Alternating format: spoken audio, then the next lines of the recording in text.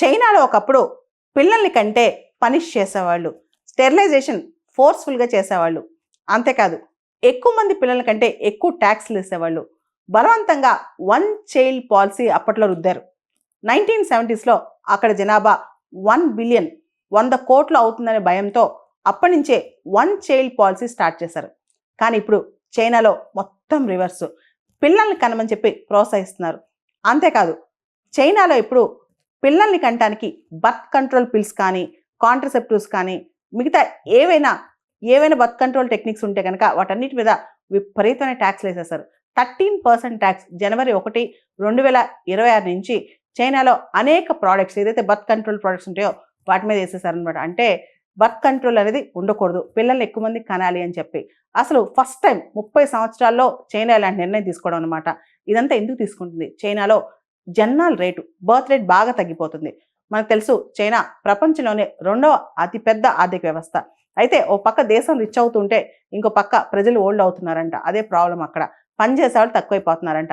ఇప్పటి వరకు కూడా చైనాలో అందరూ బాగా పనిచేసి జనాభా ఎక్కువ ఉండి ఆ యువ జనాభా అంతా చైనా అభివృద్ధి కోసం పాటుపడ్డారు. అయితే ఇప్పుడు చూస్తే కనుక గత 3-4 సంవత్సరాల నుంచి సంవత్సరం చైనాలో బర్త్ రేట్స్ బాగా తగ్గిపోతున్నాయి అనమాట. ఎక్స్పర్ట్స్ ఇలానే డిక్లైన్ అయిపోతే కనుక చైనా అతలాకుతలం అయ్యే పరిస్థితి ఉందని చెప్తున్నారంట. మనం చూస్తే చైనాలో టోటల్ ఫర్టిలిటీ రేట్ కేవలం 1 ఉందన్నమాట. యాక్చువల్లీ రీప్లేస్మెంట్ లెవెల్ రావాలంటే 2.1 ఉండాలి.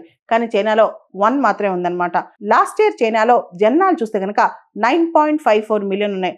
అదే మనం చూస్తే 2016లో దానికి డబుల్ ఉన్నాయన్నమాట. ఇదంతా చూస్తే అసలు చైనాలో ఎందుకు ఇంత బర్త్ రేట్స్ తగ్గుతున్నాయి, ఎందుకు పిల్లలు పుట్టట్లేదు, ఎందుకు తక్కువ పిల్లల్ని కంటారని చెప్పి రీసెర్చ్ చేశారు. చైనాలోనే కాదు, చైనా, జపాన్, సౌత్ కొరియా ఇలా చాలా దేశాల్లో ఎవరు కూడా ఎక్కువ మంది పిల్లల్ని కంటానికి ఇష్టపడట్లేదన్నమాట. ఇప్పుడు కొత్త కాన్సెప్ట్ ఎక్కడైనా సరే డబుల్ ఇన్కమ్ నో కిడ్స్, లేదా ఉన్న డబ్బులు సరిపోవట్లేదు, క్వాలిటీ ఆఫ్ లైఫ్ రావట్లేదు, పిల్లలకి ఖర్చు పెట్టే ఖర్చులు ఉండట్లేదు, దాంతోపాటు పిల్లల్ని కానీ పెంచే టైం ఉండట్లేదు అని చెప్పి చాలా మంది పిల్లల్ని కనట్లేదు అనమాట. చైనాలో చూస్తే ఏజింగ్ పాపులేషన్ బాగా పెరిగిపోతుంది, పుట్టే పిల్లలు తక్కువైపోతున్నారు అనమాట. దాంతో చైనా వాళ్ళు కొత్త పాలసీ తీసుకొచ్చారు. ఎవరైతే ఎక్కువ మంది పిల్లల్ని కంటారో వాళ్ళు క్యాష్ ఇన్సెంటివ్స్ ఇస్తున్నారనమాట. ఒకళ్ళు ఉంటే ఇంత క్యాష్, 2 ఉంటే ఇంత క్యాష్ ఇన్సెంటివ్ ఇలా ఇస్తారు. అంతేకాదు ట్యాక్స్ ఎగ్జంప్షన్స్ కూడా ఇస్తున్నారనమాట. ఎక్కువ మంది పిల్లల కంటే పన్ను రైతులు కూడా ఇస్తున్నారనమాట. 1970స్‌లో 1 చైల్డ్ పాలసీ తీసుకొచ్చిన చైనా ఇప్పుడు 3 చైల్డ్ పాలసీ, అంటే 1 చైల్డ్ కాదు, 2 చైల్డ్ కాదు, 3 పిల్లలను కూడా కనమని చెప్పి ప్రోత్సహిస్తుంది. 2021 నుంచి 3 చైల్డ్ పాలసీ అనేది చైనా తీసుకొచ్చిందనమాట. 3 పిల్లల కంటే చాలా ఎక్కువ సపోర్ట్ చేస్తుంది గవర్నమెంట్.